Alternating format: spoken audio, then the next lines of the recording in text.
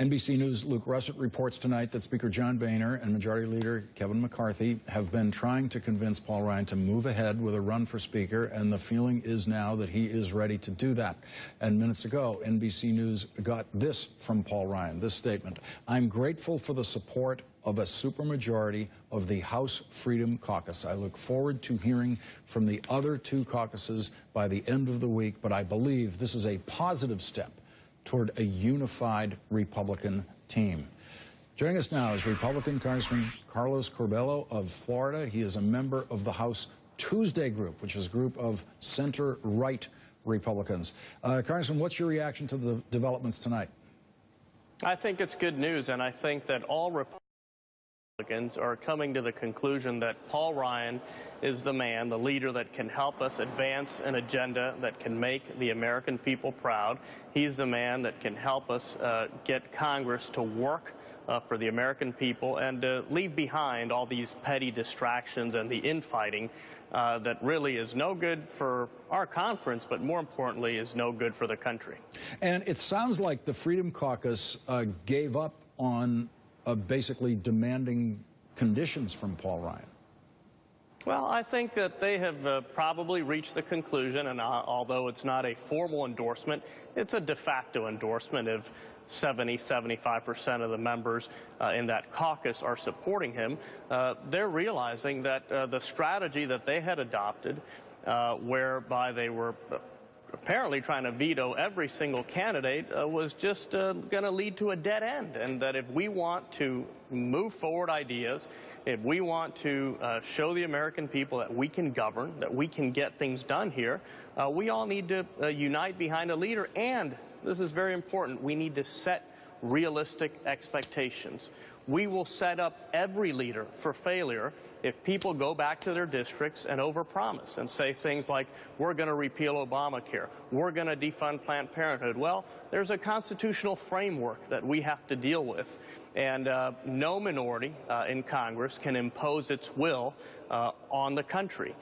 So we need to be honest with our constituents if our leaders, if Paul Ryan or anyone is going to be successful. When you find yourself in conversations with your Republican colleagues, maybe some in the Freedom Caucus, who believe that they can push forward some of these ideas like repealing Obamacare, for example, and you say to them, look, there's a president of the United States who's going to veto that if by some miracle we can get it through the Senate, what is their response to you? Well, that's the great irony.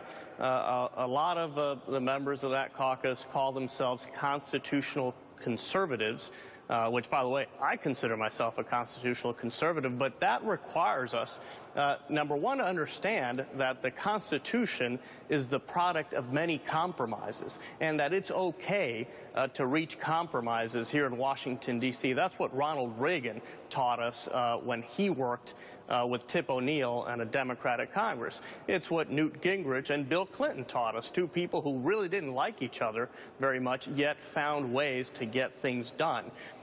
So I think everyone's coming to the realization that in this country, thank God, in order to get things done, unless one party has absolute control over the government, we have to sit at the table. And that means that no one is going to get everything they want. But as long as we're working towards our goals, a stronger economy, a greater nation, more opportunities for every single American, that's a good thing. Is there anything that Paul Ryan is going to be able to achieve as Speaker in the rest of this Congress that John Boehner could not have achieved as Speaker? Well, I think Paul Ryan is certainly going to bring us together. We're seeing that already. And Paul Ryan is going to articulate in a very clear way an agenda that we can stick to, that we can commit to, and that, quite frankly, I think the American people are going to buy into. Paul Ryan has myriad great ideas on reforming our anti-poverty program so that they actually work for the people we're trying to help, reforming our tax system so that it's fair across the board and so that everyone gets a success and no one gets a special treatment. These are ideas he's been working on for many years, and now he's going to be in a unique position to advance them. All we have to do is look to his work in the Ways and Means Committee, all of the time he has spent traveling this country, visiting impoverished communities, and seeking out the best solutions to give everyone a brighter future and a shot at success in this country. That's what we can expect for Paul Ryan, and it's what a lot of Republicans have been calling for. We cannot only be a party that is dedicated to opposing President Obama. That's just not good enough. We have to articulate an agenda, a set of ideas, and that's where Paul Ryan is going to help us a lot. Just quickly, Congressman, before we go, can you think of one legislative item that Paul Ryan can actually get through the House of Representatives and then through the Senate and signed by the President that John Boehner could not have done? Well, we just need to look at the past. Paul Ryan has already succeeded at working with Republicans and the White House to get something done. Look at Trade Promotion Authority.